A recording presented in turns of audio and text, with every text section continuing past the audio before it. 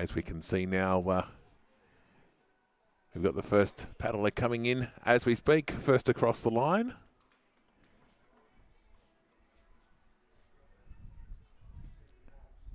In what would have been a fairly tough paddle from Grafton, from the Crown Hotel Prince Street boat ramp through to the boat ramp down here at the Maclean Rowing Club.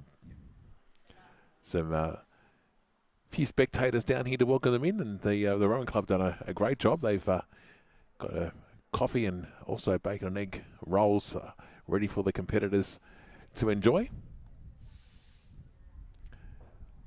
We'll come back after this. Maclean Bowling Club is the venue of choice for live entertainment, functions and weekly activities. Try your hand at a game of bowls and join in the fun. Stay at our accommodation next door. Maclean Bowling Club, something for everyone. Maclean Bowling Club is the venue of choice for live entertainment, functions and weekly activities. Try your hand at a game of bowls and join in the fun. Stay at our accommodation next door. Maclean Bowling Club, something for everyone. Yes, the Maclean Bowling Club, one of our great partners in today's live stream on Clarence Media. Our first competitor just disembarking his paddleboard. He's made his way through from Grafton all the way through to Maclean this afternoon. Maclean.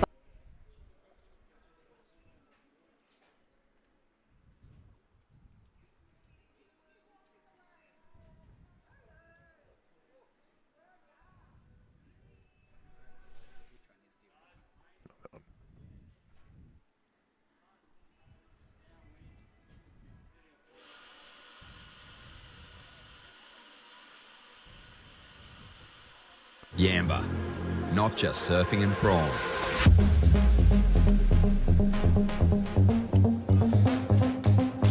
Yamba has it all. Surf, seafood and golf. Yamba, not just surfing and prawns.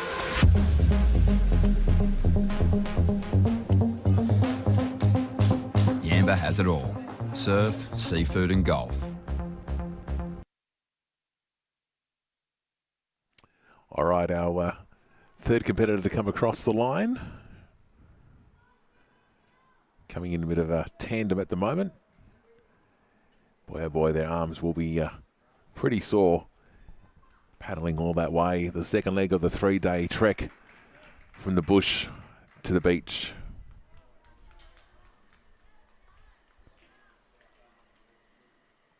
Could you imagine stretching those legs once you finish?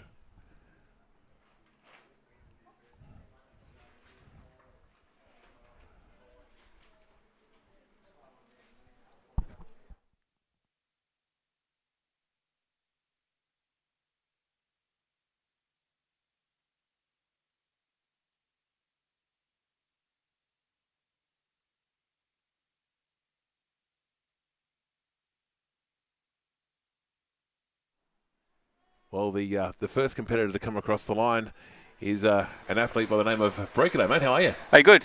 Mate, how was that? It was a long day, but the last 10K we had a tailwind and I think an outgoing tide, so holding easy 13.5, so it was a nice way to finish. What time did we end up doing? I don't know. I haven't looked. Okay, fair enough. You just paddled all the way. A bit over 3K, 3 hours, I think. You're obviously a regular here at the Clarence 100? This is the first time we've done it. First time? Yeah. And your thoughts so far? That's awesome. Yeah, a lovely countryside. Yeah, it's just lovely to come up and do a country race. And where do you come from? Sydney. Sydney? Yeah. Beautiful part of the world up here, isn't it? Yeah, we came up when COVID was on, but they had to cancel the race, so we did a couple of days. But yeah, you live in a beautiful place here. Do you do this competitively, or just as a bit of a social thing?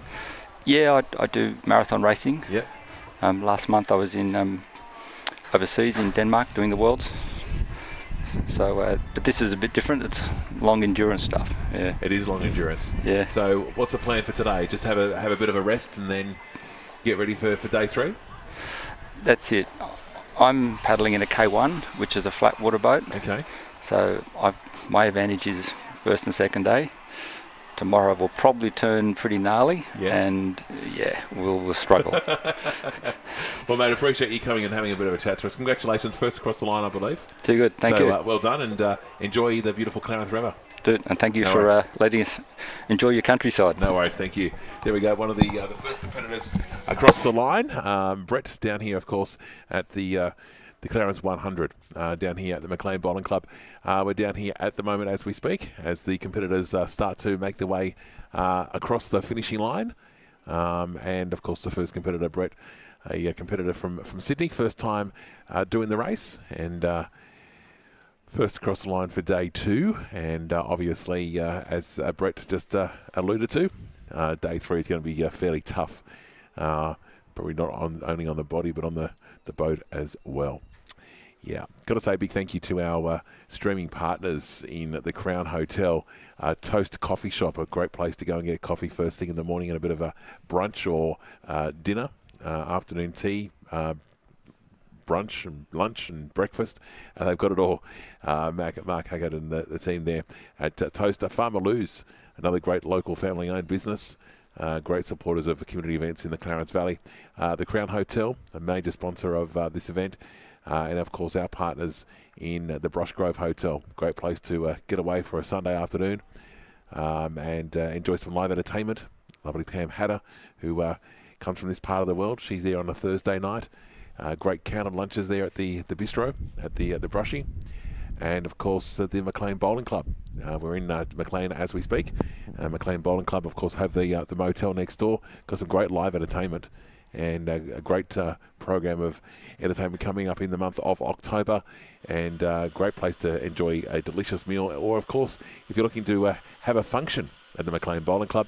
And down further, downriver to the beautiful Yamba Golf and Country Club. What a great place to have a round of golf, if it's on the green or even on the simulated.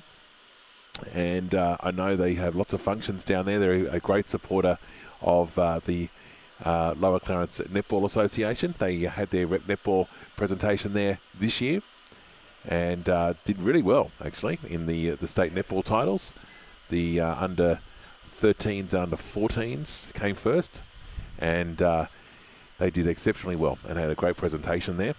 And, of course, the other great thing about the supporters of this simulcast is the fact that we get to tell you about them. Well, the man who organised the Clarence 100 has just arrived here in Maclean. Ben Sullivan, how are you, mate?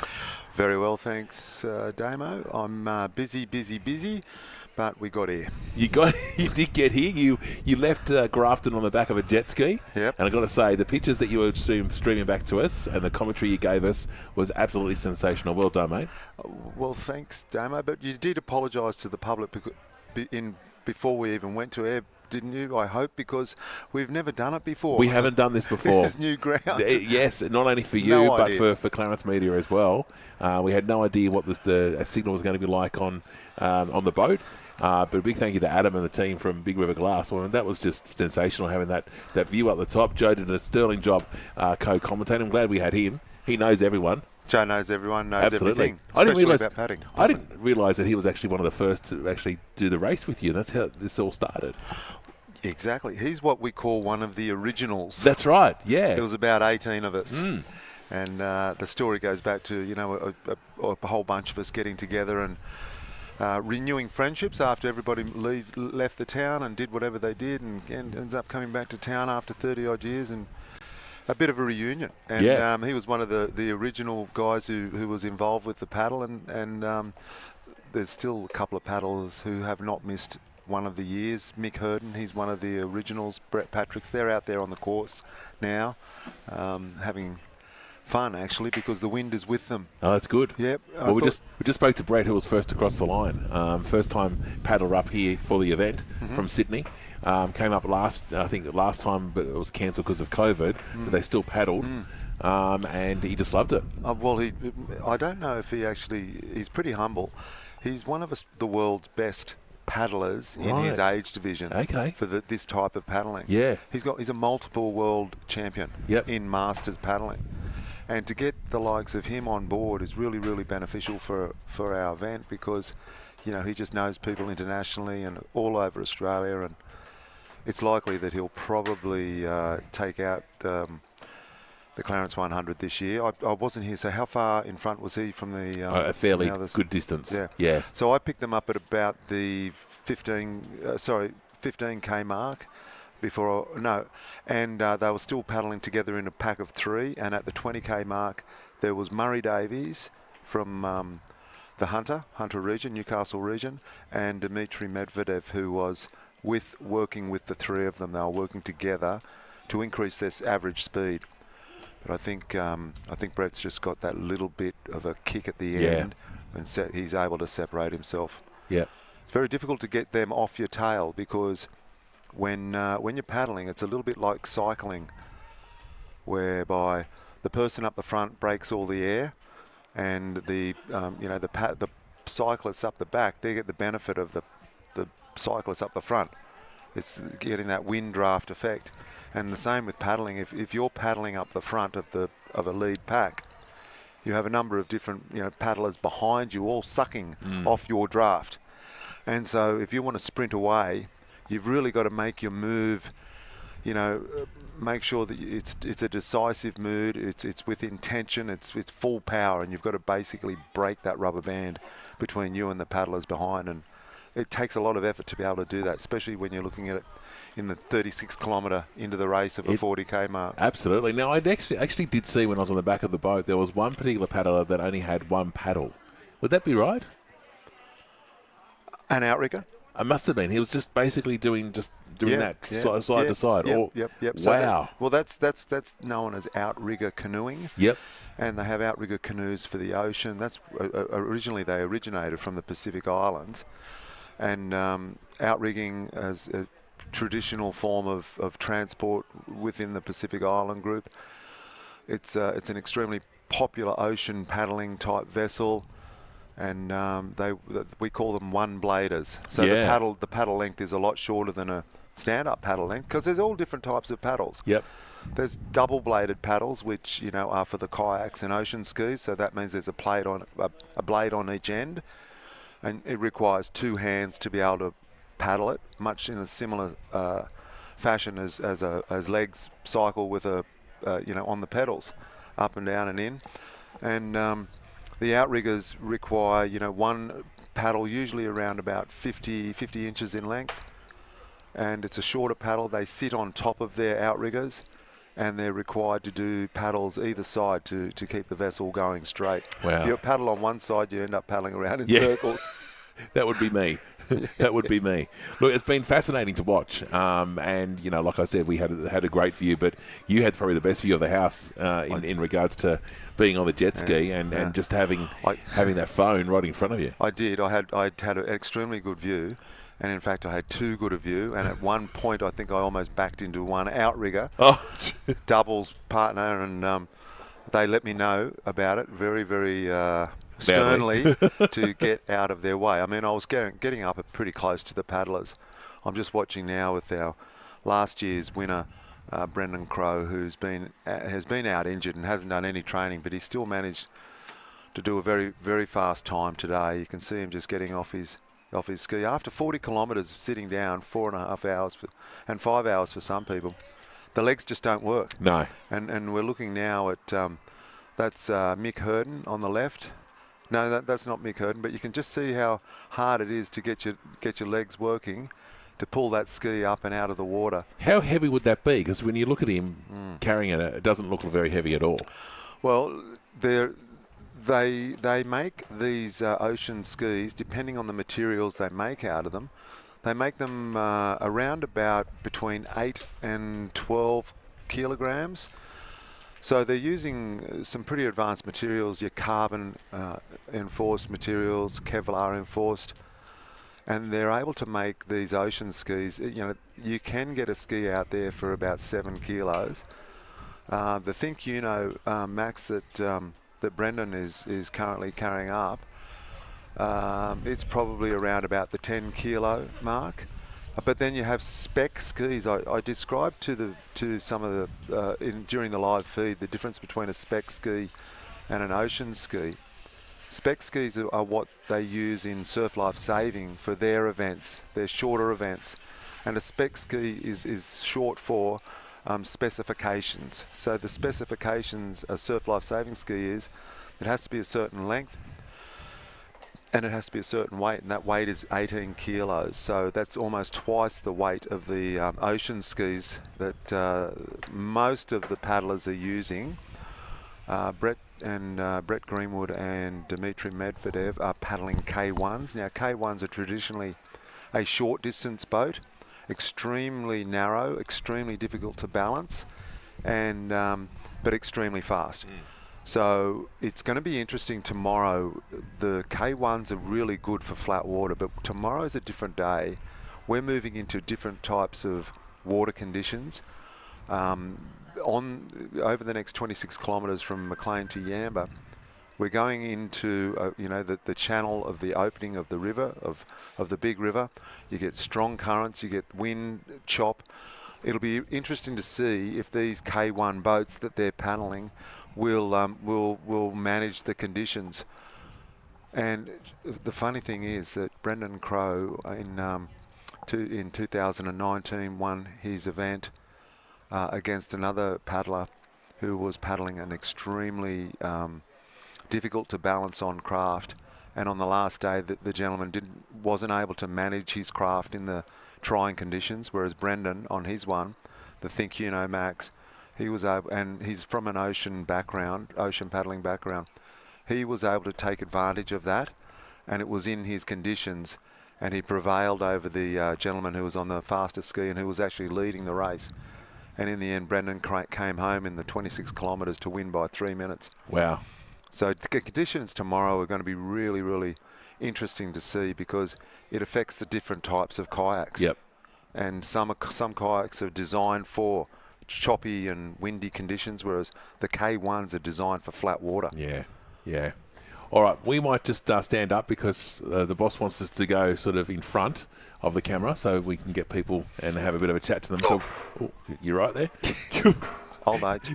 Just a bit of old age. Don't hurt yourself, that's for sure. Yeah. What we might do, we might watch these competitors coming now. And this is Mark Murray, who's coming through now on the NK ski. Mark was the runner-up last year in the open male, and he's on an NK ski, ocean ski. Mark's from Queensland, loves this event, very competitive. Just take these earphones off, yeah. Let's go and talk to Brennan. yeah, I'll bring him over. Hey, Brennan. We're live on the radio, mate. Do you mind if we have a little chat? This is Brendan Crowe, everyone. This is Damo. How are you, mate? Yeah, congratulations. Amelia, Well done. we'll get you in there. So Brendan's up here. Sorry, we'll get on this side. So Brendan, as I've mentioned before, Brendan is a two-time winner of the Clarence 100. This year, a little bit unfortunate recovering from injury, but still paddling all right, Brendan. Yeah, all right. Yeah, it's good to have Paul by my side, so it was, keeps you accountable, I think.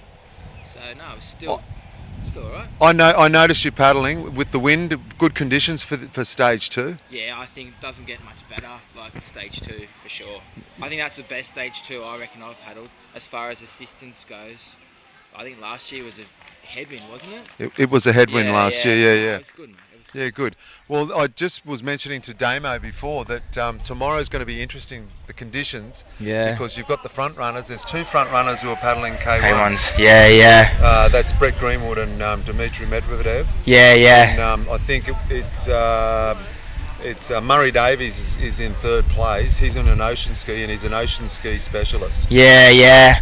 Look, Brett's a great paddler. There's no doubt about that. Like, he can pretty much handle anything in the K1, so it'd have to be pretty wild for Brett to fall off, I reckon. But I think, as you said, the first year, mate, never underestimate. Remember that first year when it was howling southerly? So, yeah, mate, you never know, I guess. You never know. It only takes one fall in the middle of the big Clarence, and you're done. Yeah, that's because the paddlers are going to come up behind you and the race is over. Yeah, mate, we'll see. I guess it's meant to be a big southerly tonight, though, I think, But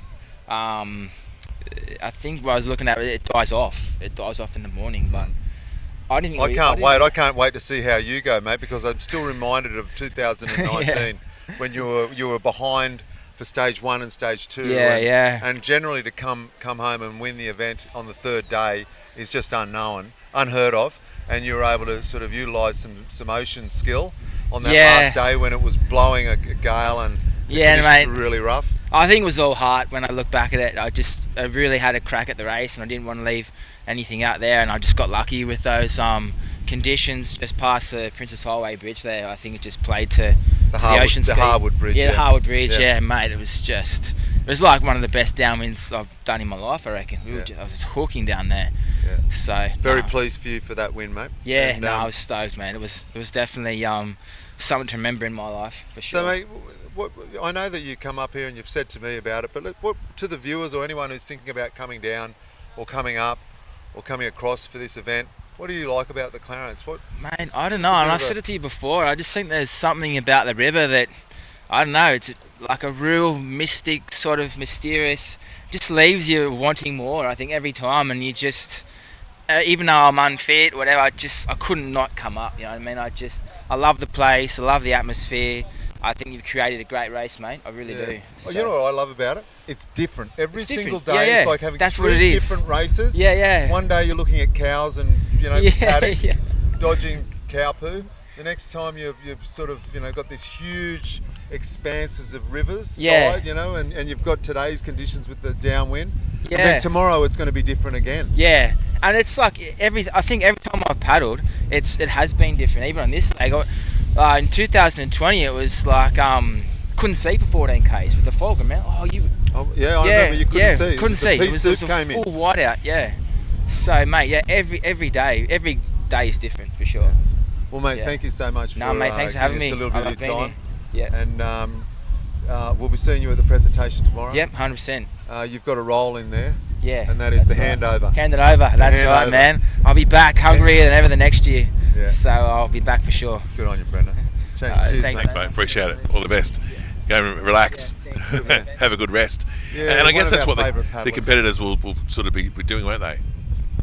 Claire, we're just live on at the moment, but I will talk to you. Claire, come in here. Come on, we'll never lose an opportunity. No, you're not talking to me. Yes, we are. So we're but here. that way. The camera's this way. We're here with Claire Millis, who's the president of the lower. I'm not now.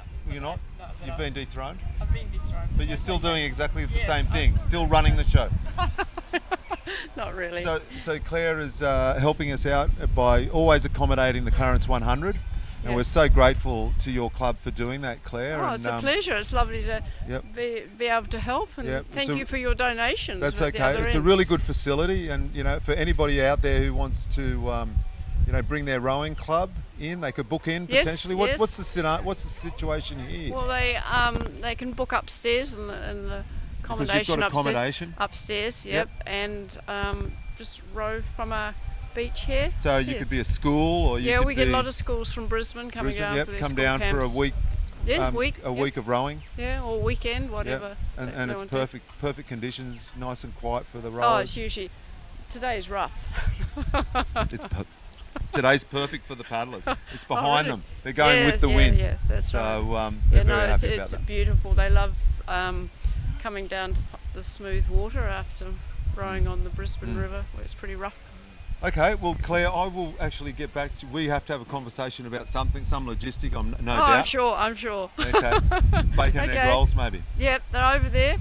Yes, all right. Good, best in the northern rivers. Yes, and they know about them, so I'll get around and we'll start getting people to.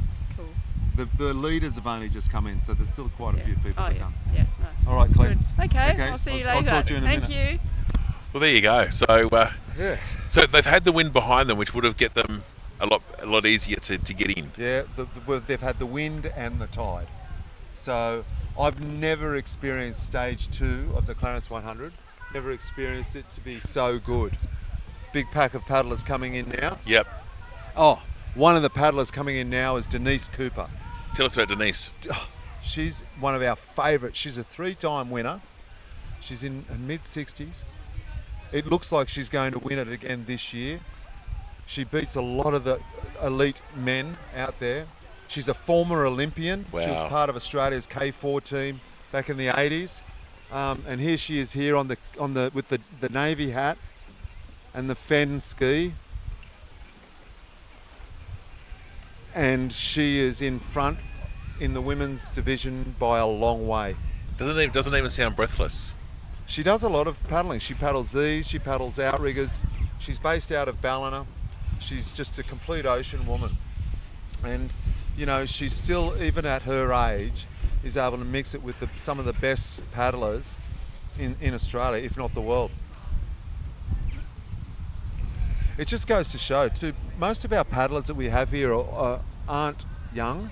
Most of them are older. And I mentioned it before in the live feed, that I think with endurance paddlers, essentially the older you get, the better you get at endurance, which seems to be the way. Yep. Like you've got 50 and 60-year-old paddlers, like Brett Greenwood he's late 50s. Yep.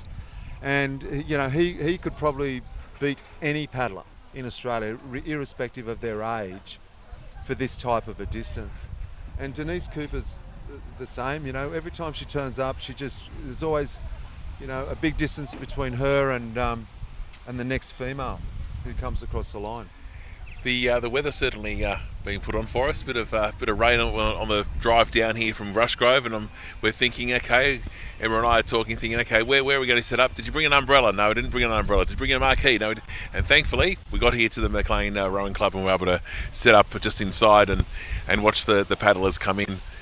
So what's on the agenda now for after the paddlers come in? It's just coming out of the. Is it their time to sort of relax and kick back before the event continues tomorrow? Yeah, so this afternoon is generally, we don't arrange anything. We hope that the paddlers are able to, just have their own time now. They know within themselves they've got 26 kilometres to go. That wind and rain is getting a bit rough. We might have to hide back inside. That's better. That's better. Yeah, so tomorrow is the last day. The paddlers, a lot of them will go out to dinner tonight. Yep.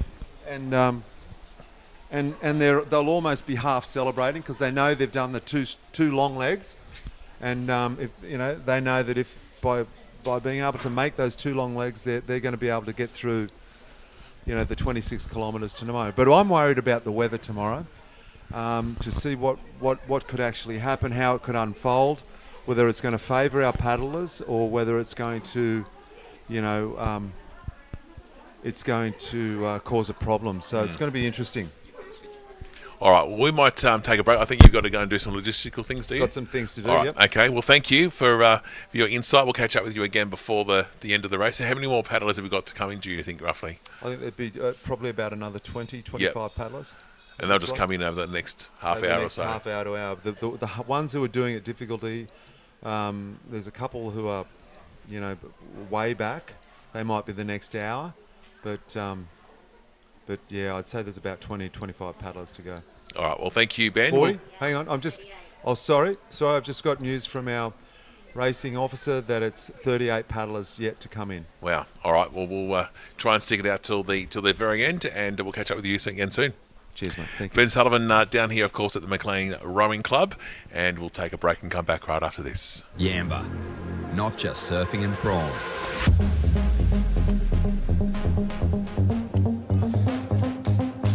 Yamba has it all. Surf, seafood and golf. Yamba, not just surfing and prawns.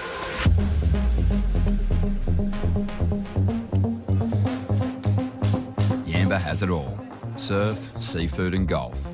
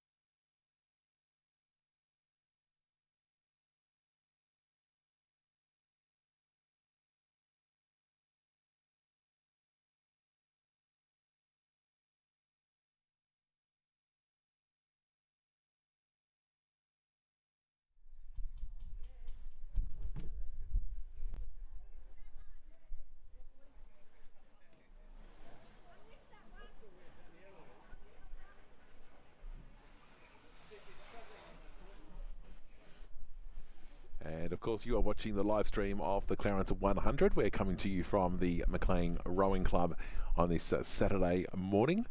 And, of course, we started yesterday, the Clarence 100 from Coppenhurst all the way through to Grafton, and then this morning Grafton to Maclean. Our first leg of the live stream was coming to you aboard one of the boats that was gifted to us to use through Big River Glass. So a big thank you to Adam and his crew. And along with, of course, the Yamba Golf and Country Club, who are one of our streaming partners, the Maclean Bowling Club, who, of course, we're here in Maclean at the moment, the Brushgrove Hotel, and along with the Crown Hotel, Farmer Lou's, and also Toast, Clarence Media, of course, and 103.1. As we see some more paddlers make their way to the finishing line. A very cold breeze at the moment. But as we heard from Ben earlier, certainly a good wind behind the paddlers, which helped them get down to the finish line for day 2 a lot sooner.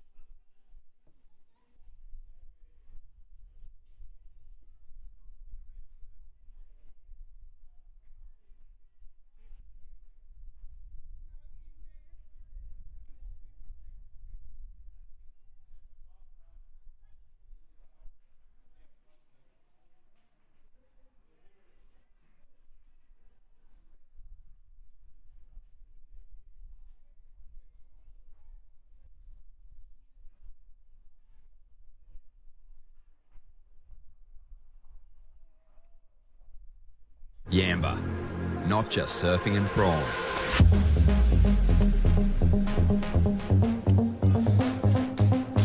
Yamba has it all. Surf, seafood and golf. Yamba, not just surfing and prawns.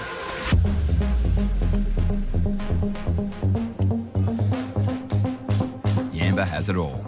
Surf, seafood and golf. Maclean Bowling Club is the venue of choice for live entertainment, functions and weekly activities. Try your hand at a game of bowls and join in the fun. Stay at our accommodation next door. Maclean Bowling Club.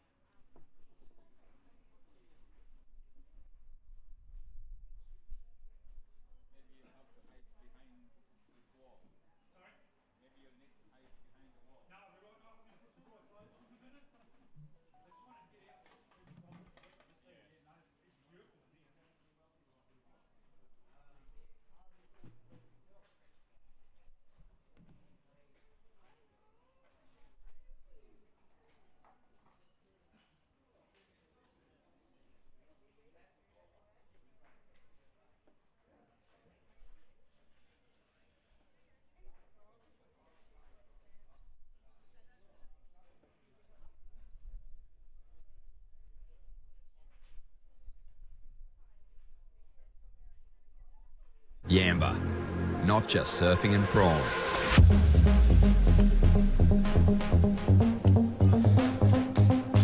Yamba has it all. Surf, seafood and golf. Yamba, not just surf. Maclean Bowling Club is the venue of choice for live entertainment, functions and weekly activities. Try your hand at a game of bowls and join in the fun. Stay at our accommodation next door. Maclean Bowling Club, something for everyone.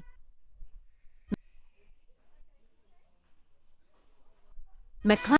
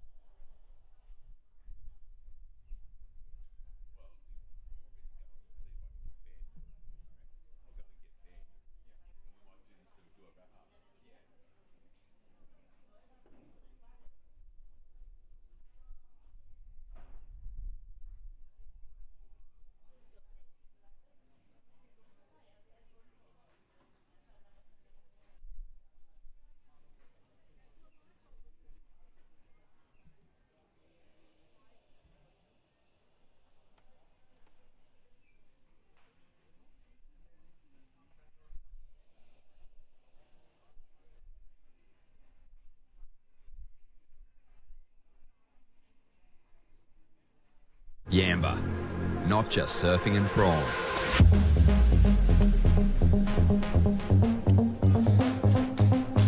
Yamba has it all. Surf, seafood and golf. Yamba, not just surfing and prawns.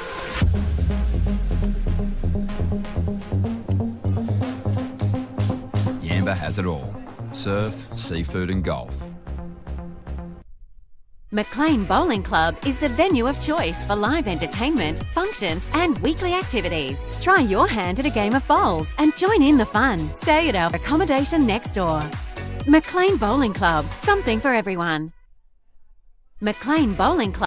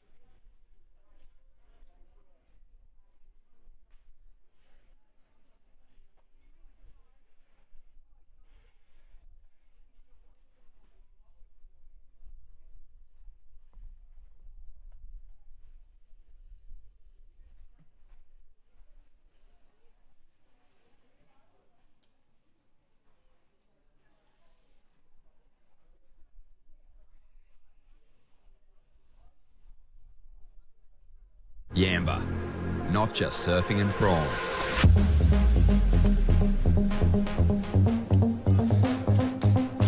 Yamba has it all. Surf, seafood and golf. Yamba, not just